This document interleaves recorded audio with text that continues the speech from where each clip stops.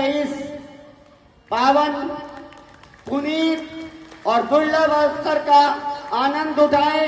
एक बार बोलिए सियावर रामचंद्र की।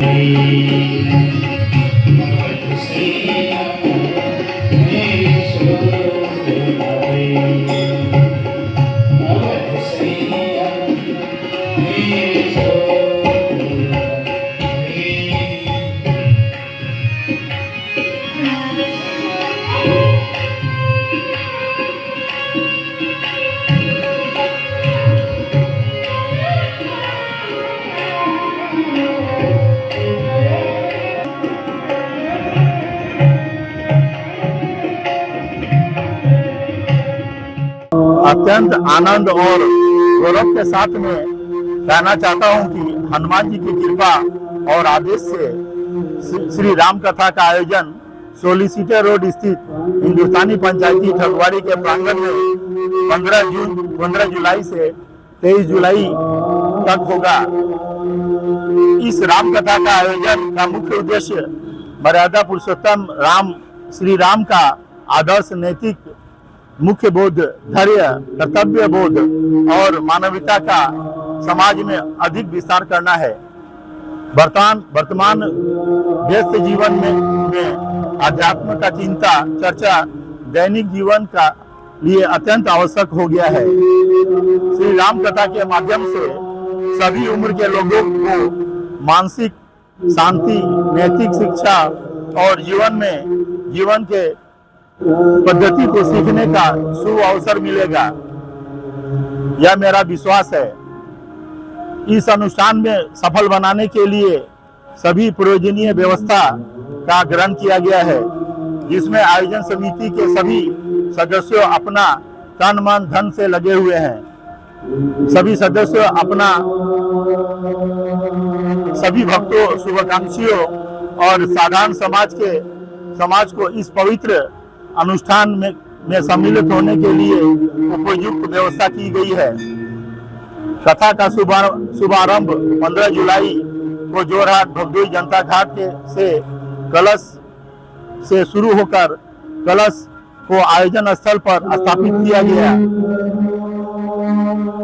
तथा वैदिक मंत्रोच्चारण के साथ मंदिर में स्थापित किया गया।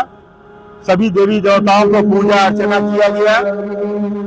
श्री राम कथा अयोध्या से पधारे श्री नीरज भैया के दिव्य मुखार बिंदु से शुरुआत हुआ है।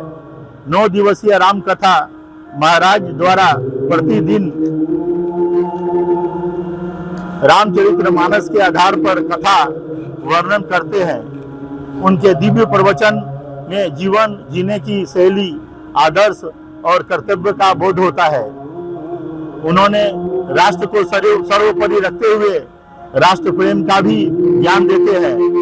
उन्होंने भारत के वीर सपूतों के वर्णन के साथ साथ असम के भी महावीर लाचित बरफुकन तथा गोपीनाथ बोरदोले आदि का भी उल्लेख किया है। उन्होंने श्रीमद शंकर देव माधव देव का भी उल्लेख किया, जिन्होंने असम में वैष्णव धर्म का गठन किया तथा उनके आदर्शों पर चलने के लिए कहा।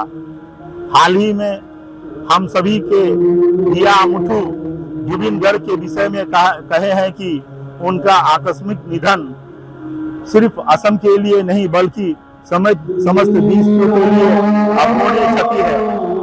वे हमारे असम के ध्रुव तारा थे, जो कि जुबिन गर्ग के रूप में थे, और ऐसा ध्रुव तारा कभी कभी ही निकलता है। जब तक नीरज भैया का धारा प्रवाह प्रवचन चलता होता है, सभी श्रोता मुग्ध होकर सुनते रहते हैं।